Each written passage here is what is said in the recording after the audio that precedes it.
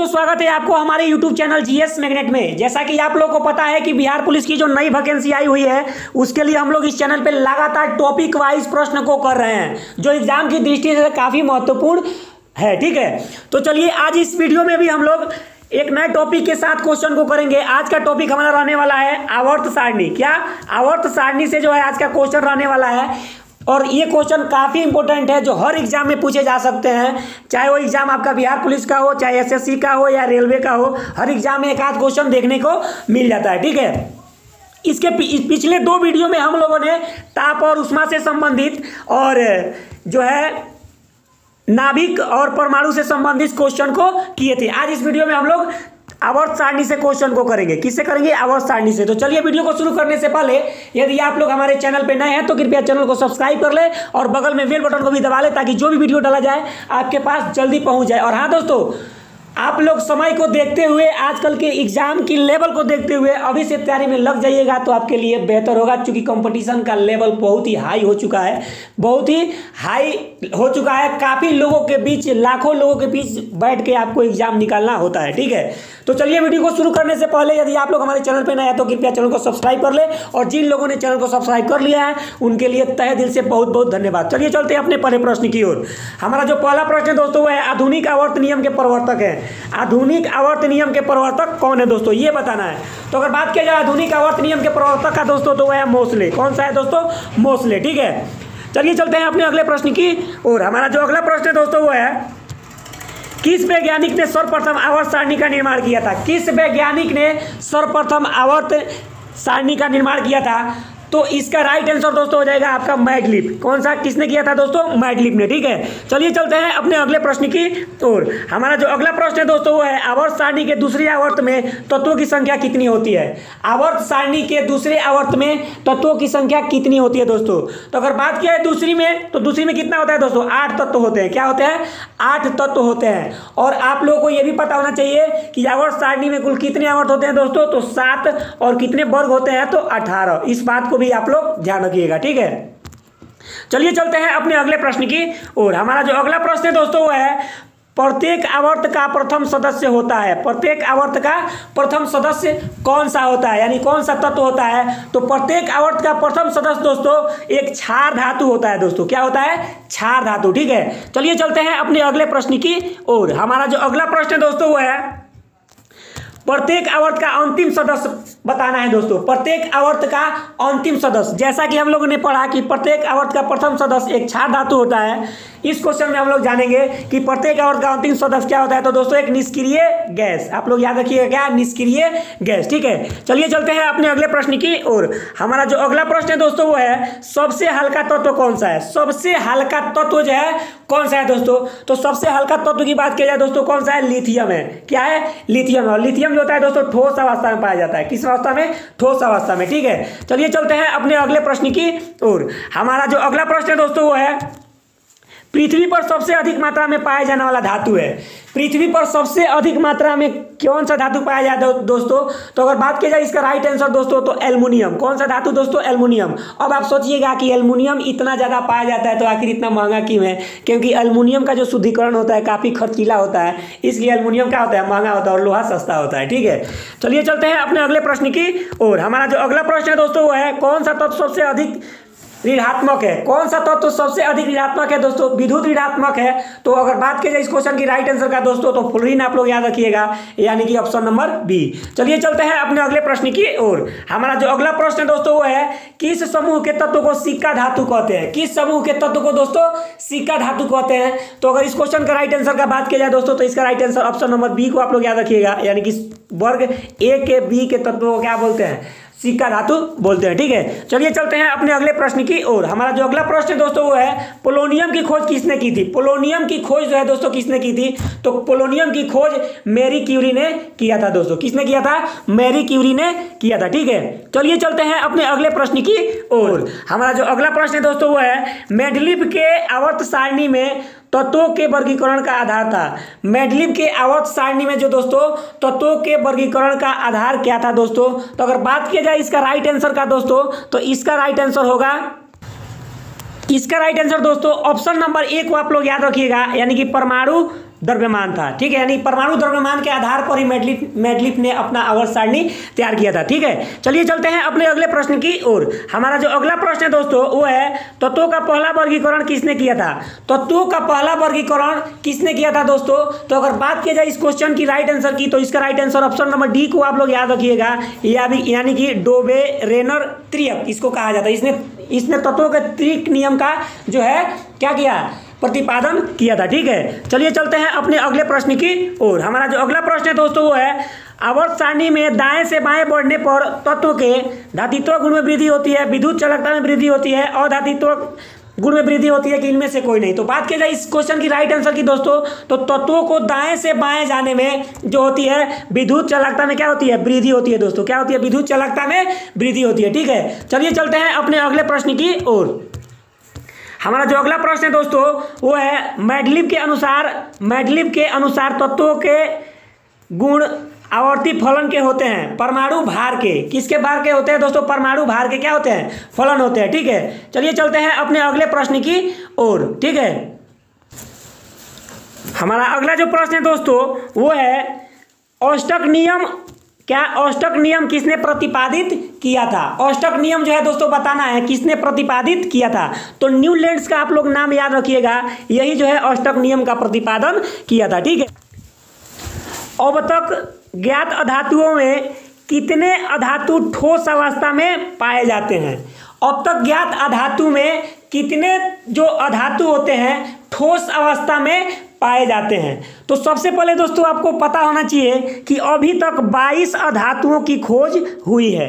22 अधातु की क्या हुई है, खोज हुई है, जिनमें से 11 अधातु गैसीय अवस्था में पाए जाते हैं और 1 अधातु द्रव अवस्था में पाए जाते हैं और 10 अधातु ठोस अवस्था में पाए जाते हैं। आशा करता हूँ कि अब आप लोग को कन्फर्म आ गया होगा इस क्वेश्चन का आंसर। तो अभी तक जो है ठोस कई गो होता है दोस्तों, तो 10 गो, कई गो 10 गो।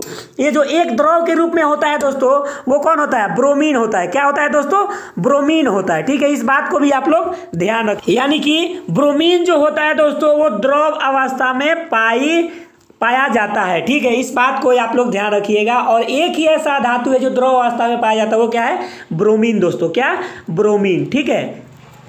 चलिए चलते हैं अपने अगले प्रश्न की ओर। हमारा जो अगला प्रश्न है दोस्तों वो है आवर्त सारणी के प्रथम वर्ग के तत्व के बाहरी कक्ष में कितने इलेक्ट्रॉन होते हैं। आवर्त सारणी के जो प्रथम वर्ग के तत्व होते हैं उनके जो है बाहरी कक्षा में कितने इलेक्ट्रॉन होते हैं। तो बात किया जाए इस क्वेश्चन की राइट आंसर की दोस्तों, तो इसका राइट आंसर आप लोगों को पता होना चाहिए, यानी कि ऑप्शन नंबर ए को आप लोग याद रखिए, यानी कि 1 होते हैं। क्या होते हैं, 1 होते हैं। चलिए चलते हैं अपने अगले प्रश्न की ओर। हमारा जो अगला प्रश्न है दोस्तों वो है एस उपकोष में अधिकतम इलेक्ट्रॉनों की संख्या कितनी होती है। जैसे कि आप लोग को पता होना चाहिए कि उपकक्ष जो होते हैं, एक होता है एस, एक होता है पी, एक होता है डी और एक होता है एफ। तो एस में बात किया जाए तो 2, पी में कितना 6, डी में कितना 10 और एफ में कितना इलेक्ट्रॉन हो सकते हैं 14। तो यहाँ एस उपकक्ष के बारे में पूछा है दोस्तों, तो एस उपकक्ष जो होगा इसका राइट आंसर क्या हो जाएगा, यानी कि 2 इलेक्ट्रॉन। कितने इलेक्ट्रॉन दोस्तों, 2, यानी कि ऑप्शन नंबर सी आप लोग याद रखिए कि 2 इलेक्ट्रॉन रह सकते हैं किसमें, एस उपकक्ष में, ठीक है। चलिए चलते हैं अपने अगले प्रश्न की ओर। हमारा जो अगला प्रश्न है दोस्तों वो है आवर्त सारणी में एक ही वर्ग के तत्वों की संयोजी इलेक्ट्रॉन और संयोजकता क्या होता है दोस्तों। तो आवर्त सारणी के एक ही वर्ग के तत्व जो होते हैं उनके संयोज इलेक्ट्रॉन और संयोजकता जो होते हैं समान होते हैं दोस्तों। क्या होते हैं, समान होते हैं, ठीक है। चलिए चलते हैं अपने अगले प्रश्न की ओर। हमारा जो अगला प्रश्न है दोस्तों वो है मोसले के आवर्त सारणी में अक्रिय गैस को किस समूह में रखा गया है। मोसले के जो आवर्त सारणी है दोस्तों, जो अक्रिय गैस है उसे किस समूह में रखा गया है दोस्तों। तो समूह 18 आप लोग याद रखिएगा, इसमें निष्क्रिय गैस को क्या किया गया है दोस्तों, रखा गया है, ठीक है। चलिए चलते हैं अपने अगले प्रश्न की ओर। हमारा जो अगला प्रश्न है दोस्तों वो है आवर्त सारणी में गैसों की कुल संख्या कितनी है। आवर्त सारणी में जो है दोस्तों गैसों की कुल संख्या कितनी है। तो अगर बात किया जाए गैसों की संख्या की दोस्तों, तो आप लोग 11 याद रखिएगा, यानी कि आवर्त सारणी में 11 गैस है, ठीक है। चलिए चलते हैं अगले प्रश्न की ओर। हमारा जो अगला प्रश्न है दोस्तों वो है निम्नलिखित में कौन सा, हमारा जो अगला प्रश्न है, निम्नलिखित में कौन सा तत्व नोबेल गैस नहीं है? नोबेल गैस नहीं है कौन सा दोस्तों, यानी कि निष्क्रिय गैस नहीं है। आर्गन ये भी है, क्रिप्टन ये भी है, रेडॉन ये भी है दोस्तों। हमारा जो नोबेल गैस है वो कौन नहीं है? एक्टिनियम। क्या है? एक्टिनियम जो है नोबेल गैस नहीं है। ठीक है, चलिए चलते हैं अपने अगले प्रश्न की ओर। दोस्तों आप लोग को पता होना चाहिए कि नोबेल गैस कितने होते हैं? कुल 6 होते हैं। इस बात को भी आप लोग ध्यान रखिएगा। ठीक है, चलिए चलते हैं अपने अगले प्रश्न की ओर। हमारा जो अगला प्रश्न है दोस्तों वो है, किस अक्रिय गैस का उपयोग रेडियोथेरेपी में कैंसर के इलाज के लिए किया जाता है? ऑप्शन में आप लोगों को दिखा दे रहा हूं। तो अगर बात किया जाए कैंसर में रेडियोथेरेपी के रूप में दोस्तों, तो आप लोगों को पता होना चाहिए रेडान का उपयोग किया जाता है दोस्तों। किसका उपयोग किया जाता है? रेडान का उपयोग किया जाता है। चलिए चलते हैं अपने अगले प्रश्न की ओर। हमारा जो अगला प्रश्न है दोस्तों वो है, गैसीय अवस्था में पाए जाने वाला हैलोजन कौन है? गैसीय अवस्था में हैलोजन कौन पाया जाता है दोस्तों? तो आप लोग को पता होना चाहिए गैसीय अवस्था में पाए जाने वाला हैलोजन दोस्तों यानी कि क्लोरीन है। क्या है? क्लोरीन है। ठीक है, क्लोरीन की अगर संकेत का बात किया जाए दोस्तों तो इसका संकेत Cl और परमाणु संख्या 17 होता है। इस बात को भी आप लोग ध्यान रखिएगा। और क्लोरीन से एक और क्वेश्चन बनता है दोस्तों कि कौन सी गैस फूलों के रंग को उड़ा देती है? तो क्लोरीन गैस ही आप लोग याद रखिएगा। ठीक है, या कौन सी गैस कपड़ों के रंगों को उड़ा देती है? तो क्लोरीन गैस ही आप लोग याद रखिएगा। ठीक है, चलिए चलते हैं अपने अगले प्रश्न की और। हमारा जो अगला प्रश्न है दोस्तों, मानव निर्मित तत्व की पहचान कीजिए। मानव निर्मित तत्व की पहचान करें दोस्तों, तो अगर बात किया जाए मानव निर्मित तत्व की दोस्तों तो वो है कैलिफोर्नियम। क्या है? कैलिफोर्नियम। देखिए दोस्तों, मानव निर्मित तत्व पहचान करने का सबसे आसान ट्रिक है कि उसके लास्ट के नाम में UM होता है, यानी कि यहाँ के कैलिफोर्नियम यम लगा रहता है। ठीक है, तो इस बात को भी आप लोग ध्यान रखिएगा। अगर आपको मैं एक हिंट्स दे रहा हूँ, ट्रिक दे रहा हूँ, इस पर आप 90% क्वेश्चन को क्या कर सकते हैं? सॉल्व कर सकते हैं, अगर इस टाइप के क्वेश्चन जो भी है। तो मानव निर्मित के नाम में याद रखिएगा यम रहता है लास्ट में। ठीक है, चलिए चलते हैं अपने अगले प्रश्न की और। हमारा जो अगला प्रश्न है दोस्तों वो है, सोडियम धातु को रखा जाता है। सोडियम धातु को किस में रखा जाता है दोस्तों, ये बताना है आप लोगों को। तो बात की जाए सोडियम धातु को, तो सोडियम धातु को केरोसिन में रखा जाता है। किस में रखा जाता है दोस्तों? केरोसिन में। ये बहुत ही आसान सा सवाल है और चर्चित प्रश्न है, हम लोग 10वीं से पढ़ते आ रहे हैं, ये पता होना चाहिए सब लोगों को। ठीक है, चलिए चलते हैं अपने अगले प्रश्न की और। हमारा जो अगला प्रश्न है दोस्तों, संक्रमण तत्व की विशेषता है। संक्रमण तत्व की विशेषता क्या है दोस्तों? तो ये जो होता है इनके, ये कहाँ तक पहुँचते हैं? इनके डी ऑर्बिटल तक इनके परमाणु पहुँचते हैं, यानी कि अपूर्ण रहते हैं डी ऑर्बिटल तक पहुँच के। ठीक है, तो ये संक्रमण तत्व की विशेषता है। ठीक है, यानी कि डी ऑर्बिटल वाले तत्व को हम लोग क्या बोलते हैं? संक्रमण तत्व बोलते हैं, यानी कि जिनकी परमाणु संख्या डी ऑर्बिटल, इलेक्ट्रॉन संख्या डी ऑर्बिटल तक पहुंच जाए वो संक्रमण तत्व की श्रेणी में रखा जाता है दोस्तों। ठीक है, चलिए चलते हैं अपने अगले प्रश्न की और। हमारा जो अगला प्रश्न है दोस्तों वो, आयरन का रासायनिक चिन्ह क्या है? आयरन का रासायनिक चिन्ह बताना है दोस्तों कि क्या है। तो बात किया जाए आयरन के रासायनिक चिन्ह का दोस्तों, तो वो कौन सा है दोस्तों? यानी कि Fe को आप लोग याद रखिएगा। आयरन के रासायनिक चिन्ह Fe यानी कि फेरस इसको बोलते हैं। क्या बोलते हैं दोस्तों?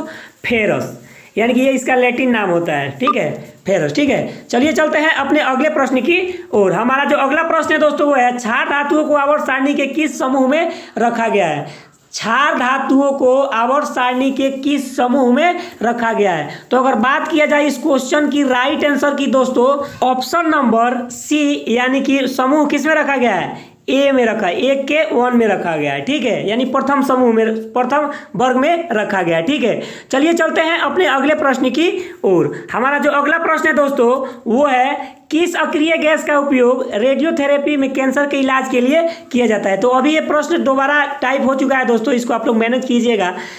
तो अगर बात किया जाए इस क्वेश्चन की राइट आंसर की दोस्तों, तो इसका right answer option number D यानी कि रेडॉन। ठीक है, चलिए चलते हैं अपने अगले प्रश्न की और। हमारा जो अगला प्रश्न है दोस्तों वो है, किस अक्रिय गैस का उपयोग विद्युत बल्ब में किया जाता है? तो विद्युत बल्ब में किस अक्रिय गैस का उपयोग किया जाता है दोस्तों? यानी कि आर्गन का। किसका उपयोग किया जाता है? आर्गन का। देखिए, आर्गन और नाइट्रोजन दोनों का किया जाता है। आर्गन और नाइट्रोजन दोनों का किया जाता है। आर्गन और नाइट्रोजन मिला के सिक कर दिया जाता है। ठीक है, लेकिन अगर ऑप्शन में अगर नाइट्रोजन आपको देखने को न मिले तो आप लोग किसको टिक कीजिएगा? आर्गन को। और आर्गन न मिले तो किसको टिक कीजिएगा? नाइट्रोजन को। ठीक है, चलिए चलते हैं अपने अगले प्रश्न की और। हमारा जो अगला प्रश्न है दोस्तों वो है, अक्रिय गैसों की संख्या कितनी है? तो कितनी अक्रिय गैसें मैंने अभी पिछले कुछ देर में बताया था कि अक्रिय गैस कितने होते हैं दोस्तों, 6 होते हैं। कितने होते हैं, 6। ठीक है, चलिए चलते हैं अपने अगले प्रश्न की ओर। हमारा जो अगला प्रश्न है दोस्तों वो है, निम्न में किस तत्व में न्यूट्रॉनों की संख्या 0 है। किस तत्व में न्यूट्रॉनों की संख्या 0 है दोस्तों, ये बताना है। मैं आप लोगों को ऑप्शन बता दे रहा हूं। तो देखिए, अगर बात की जाए न्यूट्रॉनों की संख्या 0 का, तो ऑप्शन नंबर सी याद रखिएगा, यानी कि हाइड्रोजन में न्यूट्रॉन कितने होते हैं, 0 होते हैं। हाइड्रोजन में न्यूट्रॉन कितने होते हैं दोस्तों, 0 होते हैं। ठीक है, चलिए चलते हैं अपने अगले प्रश्न की ओर। हमारा जो अगला प्रश्न है दोस्तों वो है, प्रथम आवर्त में तत्वों की कुल संख्या कितनी है। प्रथम आवर्त में तत्वों की कुल संख्या कितनी है दोस्तों। तो प्रथम आवर्त की बात किया जाए दोस्तों, तो उसमें 2 ही तत्व पाया जाता है, हाइड्रोजन और हीलियम। ठीक है, इस बात को आप लोग ध्यान दीजिएगा। दूसरे में कितना, 8। ठीक है, चलिए चलते हैं अपने अगले प्रश्न की ओर। हमारा जो अगला प्रश्न है दोस्तों वो है, अब तक कुल कितने तत्व ज्ञात है। अब तक कुल कितने तत्वों की ज्ञात खोज हो चुकी है दोस्तों। तो कितने तत्वों की खोज हो चुकी है, यानी कि 118 तत्वों की जो है दोस्तों क्या हो चुकी है, खोज हो चुकी है। देखिए, जितने भी लोग इस वीडियो को देख रहे हैं, अगर क्वेश्चन अच्छा लग रहा हो तो शेयर दोस्तों के साथ जरूर कीजिएगा और एक लाइक जरूर कर दीजिएगा, क्योंकि एक लाइक हम लोग के लिए मोटिवेट का काम करता है और हम लोग को वीडियो बनाने में मन भी लगता है। ठीक है, चलिए चलते हैं अपने अगले प्रश्न की ओर। हमारा जो अगला प्रश्न है दोस्तों वो है, आवर्त सारणी में धातुओं की संख्या कितनी, अधातुओं की संख्या कितनी है दोस्तों। आवर्त सारणी में अधातुओं की संख्या बतानी है दोस्तों। तो अभी मैंने पिछली कुछ समय में बताया था कि अधातुओं की संख्या कितनी है, यानी कि 22, जिसमें 11 गैस अवस्था में, 1 द्रव अवस्था में और 10 ठोस अवस्था में पाए जाते हैं। ठीक है, चलिए चलते हैं अपने अगले प्रश्न की और। हमारा जो अगला प्रश्न है दोस्तों वो है, अल्फा और बीटा किरणों के खोजकर्ता वैज्ञानिक का नाम क्या है। खोजकर्ता वैज्ञानिक के नाम क्या है। अल्फा और बीटा कण की खोज किसने किया था दोस्तों। तो बात की जाए इस क्वेश्चन की राइट आंसर की दोस्तों, तो रदरफोर्ड को आप लोग याद रखिएगा। इन्होंने ही अल्फा और बीटा किरणों की जो है खोज किया था। ठीक है, चलिए चलते हैं अपने अगले प्रश्न की ओर। हमारा जो अगला प्रश्न है दोस्तों वो है, एंटीमनी का लैटिन नाम क्या है।